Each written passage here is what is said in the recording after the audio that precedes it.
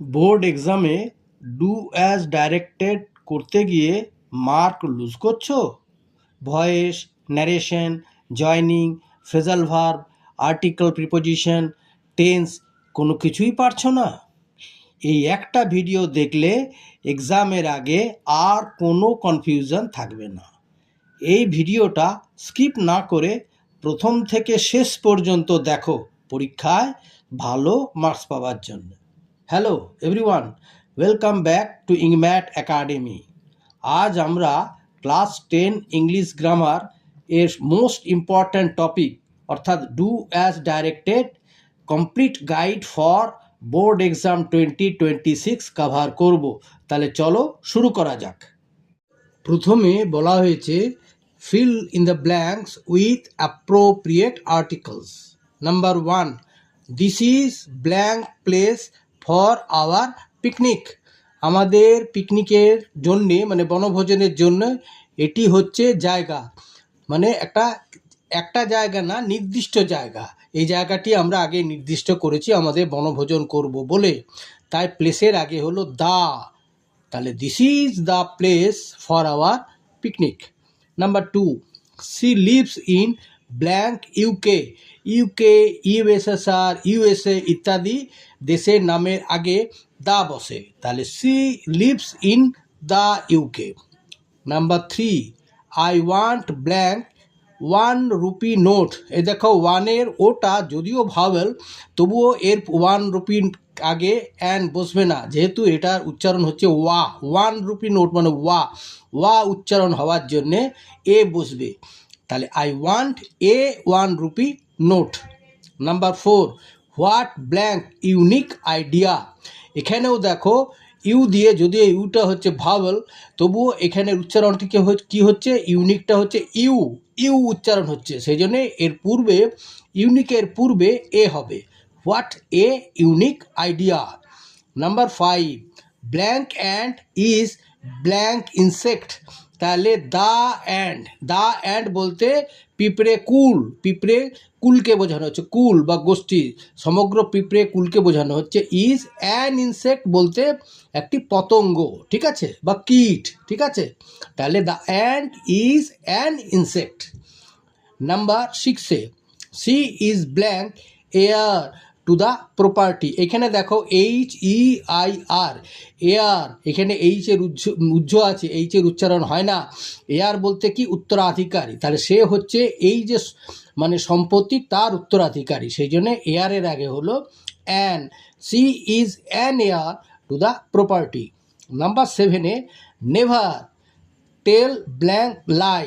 লাইয়ের আগে মিথ্যা, লাই মানে মিথ্যা, মিথ্যার আগে এ বসে, তাহলে নেভার টেল এ লাই, কখনোই মিথ্যা কথা বলো না। আচ্ছা, number 8, have you read blank Ramayana. রামায়ণাটা হচ্ছে হিন্দুদের একটা পবিত্র ধর্মগ্রন্থ, তাহলে সেই জন্যে ধর্মগ্রন্থের নামের আগে দা বসে, তাহলে have you read the Ramayana. আচ্ছা, 9, it is blank universal truth. এখানেও দেখো ইউ যদিও ভাওয়েল, তবু এর উচ্চারণ হচ্ছে ইউ দিয়ে শুরু, ইউনিভার্সাল, তাই ইউনিভার্সালের আগে হবে এ, তাহলে it is a universal truth. আচ্ছা, number 10, he is blank S, এটা যদিও এসটা কনসোন্যান্ট, তবু এর উচ্চারণটি কি হচ্ছে, এস ভাওয়েল দিয়ে শুরু, সেই জন্য এর পূর্বে কি হলো, এসডিওর পূর্বে হচ্ছে an. He is an SDO. Number 11 হচ্ছে honesty is blank best policy. তাহলে honesty is the best policy. The কেন না, বেস্ট, সুপারলেটিভ ডিগ্রি, বেস্ট হচ্ছে গুড, বেটার, বেস্ট, সুপারলেটিভ ডিগ্রির আগে সর্বদা কি বসে, দ্য, তাহলে honesty is the best policy. আচ্ছা, number 12, do not hate blank poor. এখানে পুয়ার বলতে গরিব মানুষ, গরিব সমস্ত গরিব কুলকে বোঝানো হচ্ছে, গরিব শ্রেণীকে বোঝানো হচ্ছে। বলছে হেট মানে ঘৃণা করা, বলছে গরিব মানুষকে বা গরিবদের কখনোই ঘৃণা করো না। এখানে দা পুয়ার বলতে গরিব কুল বা গরিব সম্প্রদায়কে বোঝানো হচ্ছে বলে দা হলো, কোনো একজন নির্দিষ্ট গরিবকে বোঝানো হচ্ছে না, তাদের সমস্ত সম্প্রদায়কে বোঝানো হচ্ছে। আচ্ছা, number 13, he earns rupees 400 blank day. সে উপার্জন করে 400 টাকা প্রতিদিন। এখানে পার ডে, পারের জায়গা হবে কি এ ডে, মানে প্রতিদিন। তাহলে হি earns ₹400 a day. Number 14 what blank beautiful flower, কি সুন্দর ফুল। এখানে কি হলো, এখানে বিউটিফুল এটা কনসোনেন্ট সাউন্ড, সেই জন্য এখানে তার আগে কি বসলো, এ বসলো। What a beautiful flower. আচ্ছা number 15 blank spider has 8 legs. Spider মানে হচ্ছে মাকড়সা, তাহলে এখানে এ স্পাইডার মানে একটি মাকড়সার আছে 8টি পা। ঠিক আছে, স্পাইডারের আছে কি 8টি পা, 8 লেগস। আচ্ছা নাম্বার 16 এইখানে আবার দেখো নাম্বার 16-এ বলা হয়েছে কি ওই যে রিচের আগে হচ্ছে যে ব্ল্যাঙ্ক হচ্ছে দা রিচ মানে হচ্ছে ধনী সম্প্রদায়, are not always happy.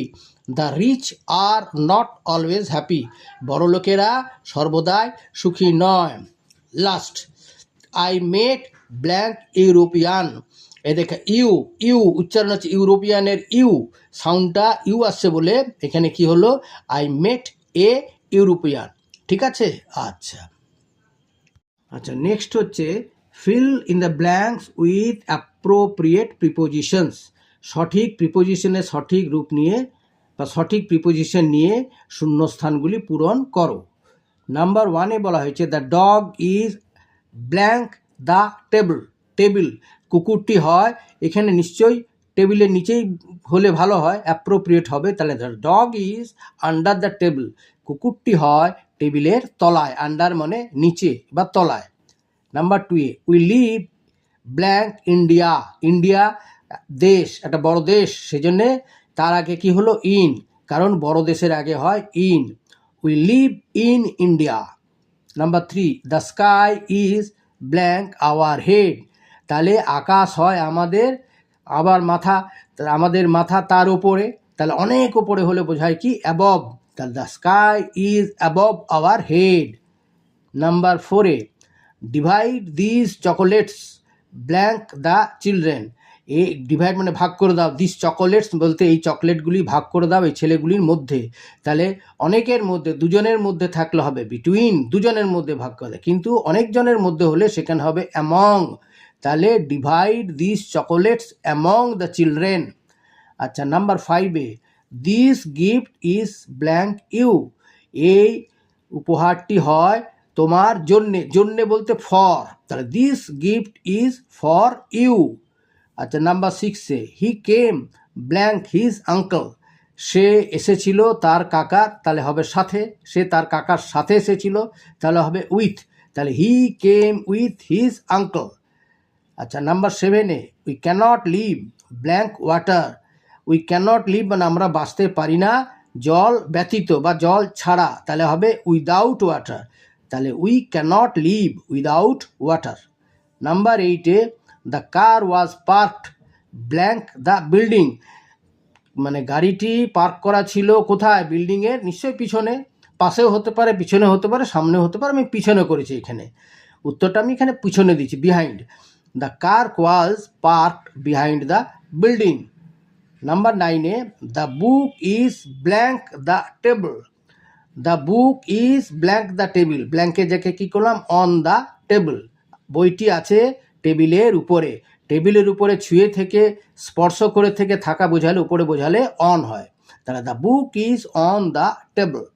Number 10-এ the book is blank animals, আবার এখানে দেখো বইটি হয় অ্যানিমালস পশুদের, তাহলে এখানে নিশ্চয় পশুদের সম্বন্ধে, বইটি কাদের সম্বন্ধে না পশুদের সম্বন্ধে বা পশুদের বিষয়ে, তাহলে এখানে কি হলো the book is about animals. Number 11-এ there is some water blank the jug, কিছু জল আছে, সাম ওয়াটার কিছু জল আছে, জাগের মধ্যে কিছু জল আছে, তাহলে মধ্যে থাকা বোঝালে কি হবে in, there is some water in the jug. আচ্ছা নাম্বার 12-এ the cat jumped blank the fence মানে হচ্ছে বেড়া, তাহলে বিড়ালটি ঝাঁপ দিয়েছিল বেড়ার উপর দিয়ে, হ্যাঁ বেড়ার কিছুটা উপর দিয়ে, সেজন্য এসব ক্ষেত্রে কিছুটা উপর দিয়ে বোঝালে হবে over, the cat jumped over the fence. আচ্ছা number 13 Mohan is standing blank his friend, Mohan দাঁড়িয়ে আছে তার বন্ধুর, এখানে আমি করলাম পাশে, বিসাইড, তাহলে Mohan is standing beside his friend. আচ্ছা, number 14, I am blank the book store, আমি আছি কোথায়, বুক স্টোরে, তাহলে এখানে কোনো একটা স্পেসিফিক জায়গায় থাকা বোঝালে সেখানে হবে অ্যাট, তাহলে I am at the book store. আচ্ছা, 15 ভুল করে আমি আর্টিকেলের ইয়েতে উদাহরণ দিয়ে দিয়েছিলাম, সেটা আমি কেটে দিয়েছি। আচ্ছা, এবারে 15টা সেজন্য কেটে দিয়েছি, এটা পরের ইয়েতে পাবে, মানে ইয়েতে আর্টিকেলের জায়গায়, সেই জন্য এটাকে কেটে দিলাম। নাম্বার 16 হলো he is senior blank me, তাহলে হলো he is senior to me, সে আমার থেকে বয়সে বড়, ঠিক আছে। Change the voice from active voice to passive voice and vice versa. Number 1, I saw a deer, আমি একটি হরিণ দেখেছিলাম। স মানে পাস্ট ইনডিফিনিট টেন্সের উদাহরণ, তাহলে এখানে এ ডিয়ারটা সামনে এলো, অবজেক্ট হলো, অবজেক্টটা সাবজেক্ট হলো, তাহলে এ ডিয়ার যেহেতু স পাস্ট টেন্স আছে সেজন্য হলো ওয়াজ সিন, অক্সিলারি ভার্ব হিসাবে বসলো ওয়াজ, তারপরে সি ভার্বের থার্ড রূপ সিন, বাই আইটা হয়ে যাবে মি, তাহলে a deer was seen by me. আচ্ছা, number 2, they are playing football, এটা আবার প্রেজেন্ট কন্টিনিউয়াস টেন্সের রূপ, তাহলে এখানে হবে কি ফুটবলটা হচ্ছে অবজেক্ট আর দেটা হচ্ছে সাবজেক্ট, তাহলে ফুটবলটা আগে বসলো ফুটবল, আর যেহেতু singular verb football, singular noun, সেই জন্য হচ্ছে ফুটবল ইজ, আর এখানে প্লেয়িং আছে বলে ইজ বিইং, আর প্লে থার্ড রূপ হচ্ছে প্লেইড, এবারে বাই দেটা হয়ে যাবে দেম, তার উত্তর হলো football is being played by them. Number 3তে let the work be done, এটা আবার কিসে আছে, প্যাসিভ ভয়েসে আছে, let the work be done, এটাকে অ্যাক্টিভে করতে হবে, তাহলে অ্যাক্টিভে করলে উত্তর হবে কি না ডু দ্য ওয়ার্ক। আচ্ছা, number 4, are you telling a lie, তুমি কি মিথ্যে কথা বলছো, এটা আবার প্রেজেন্ট কন্টিনিউয়াস টেন্সের প্রশ্নবোধক বাক্য, তাহলে এখানে করলে হবে is a lie being told by you, আবার উত্তরটা বলছি শুনো, is a lie being told by you, প্রশ্নবোধক চিহ্ন। আচ্ছা, এবারে নাম্বার 5, সি লাভস মি, এখানে সি সাবজেক্ট, মি অবজেক্ট, মিটা আই হলো, তাহলে আয়ের সাথে কি হবে, এটা যেহেতু লাভস প্রেজেন্ট ইনডিফিনাইট টেন্সে আছে সেজন্য আই অ্যাম লাভড, লাভের থার্ড রূপ হচ্ছে loved, I am loved by, সিটা হয়ে যাবে অবজেক্ট রূপে হার। আচ্ছা, নাম্বার 6 হচ্ছে the drums are beating, drum মানে হচ্ছে ঢাক বাজানো হচ্ছে, তাহলে কেউ তো ঢাক বাজাচ্ছে, ডাক্তার নিজে নিজে বাজে না, সেজন্য উত্তর হলো the drums are being beaten, ড্রামকে বাজানো হইতেছে। আচ্ছা, এইবারে নাম্বার 7-এ হিজ ওয়ার্ক স্যাটিসফাইড মি, তার কাজ আমাকে সন্তুষ্ট করেছিল, তাহলে এইখানে হিজ ওয়ার্কটা হচ্ছে সাবজেক্ট, স্যাটিসফাইডটা হচ্ছে V2, আর মিটা হচ্ছে অবজেক্ট, তাহলে মিটা সাবজেক্ট হলো আই, আর অক্সিলারি ভার্ব হিসাবে পাস্ট টেন্স আছে বলে এটা হবে আই ওয়াজ, তারপরে স্যাটিসফাইড V3 রূপটা হচ্ছে স্যাটিসফাইড। এইবারে স্যাটিসফাইডের সাথে সর্বদা যে বাই হবে বা তা নয়, অনেক ক্ষেত্রে অন্যান্য উইথ টু ইত্যাদি হয়, তাহলে এখানে হলো I was satisfied with his work, সাবজেক্টটা হয়ে গেল object, I was satisfied with his work.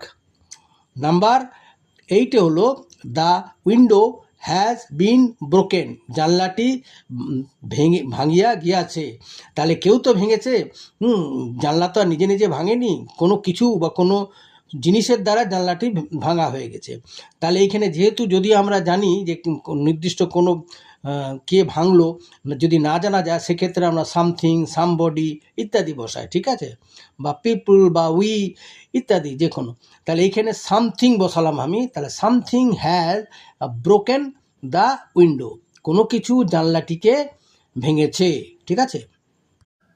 Change the mode of following narration.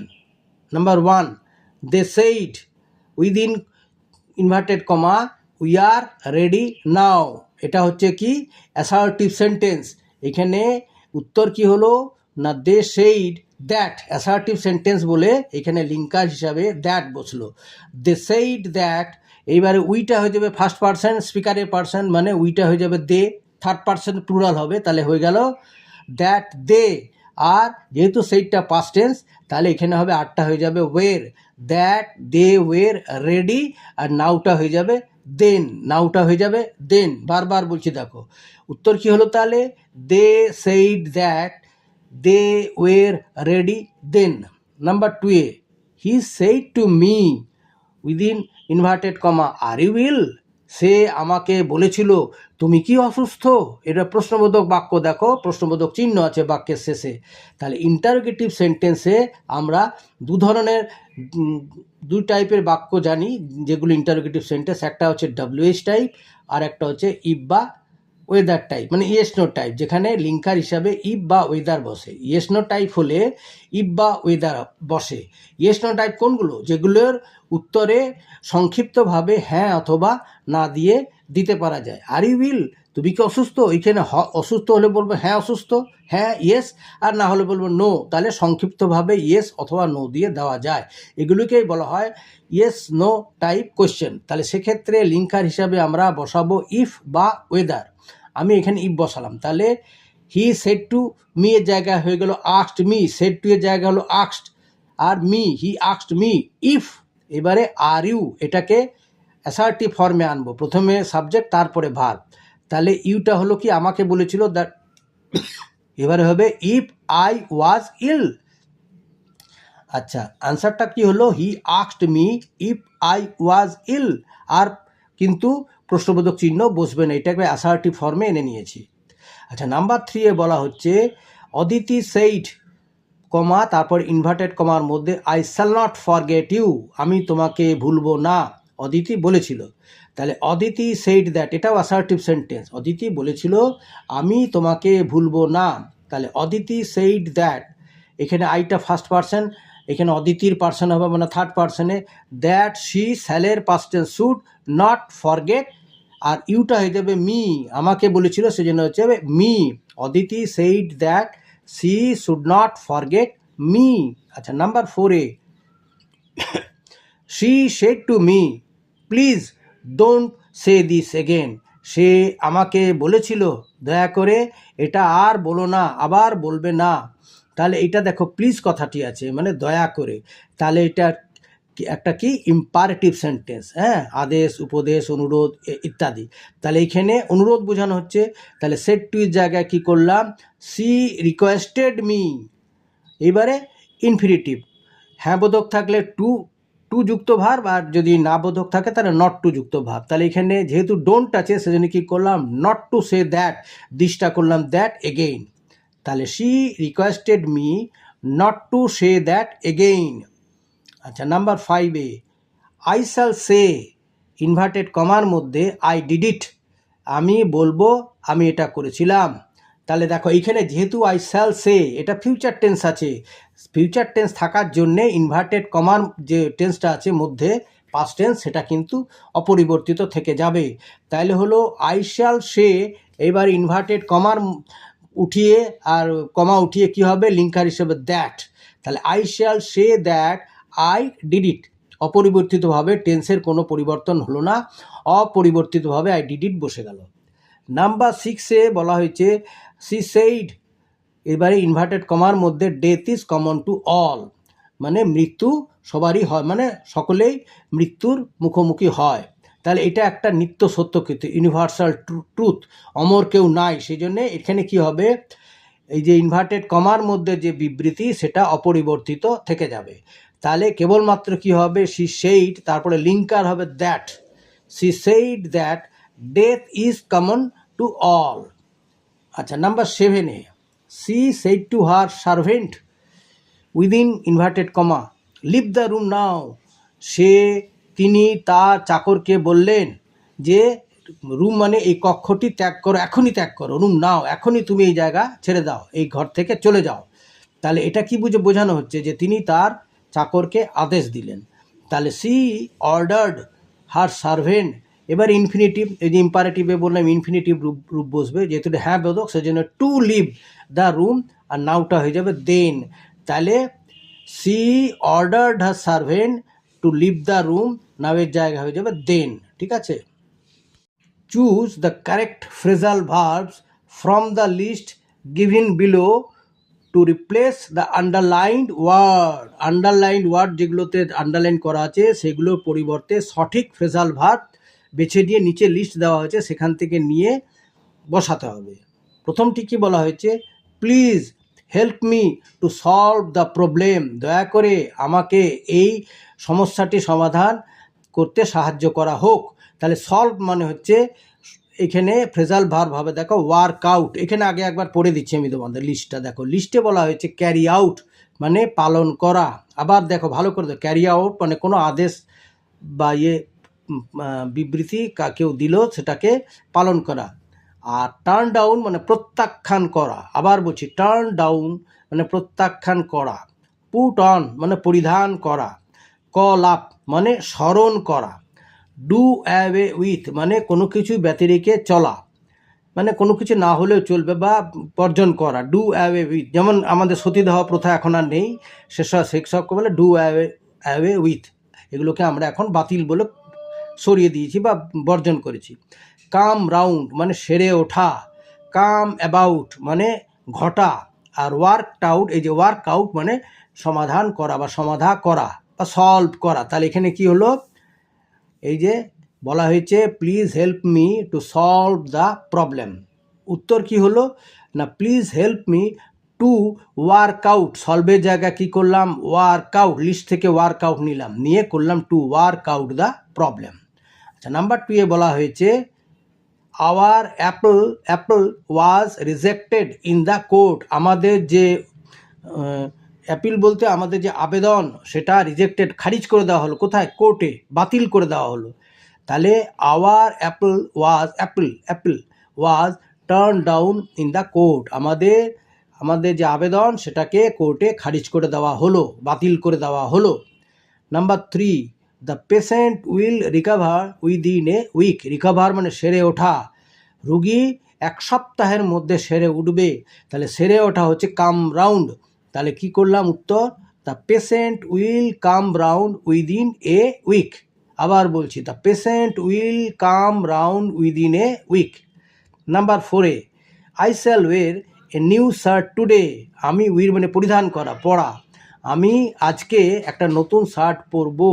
তাহলে উত্তর হলো আই শ্যাল পুট অন মানে পরিধান করা, এ নিউ শার্ট টুডে।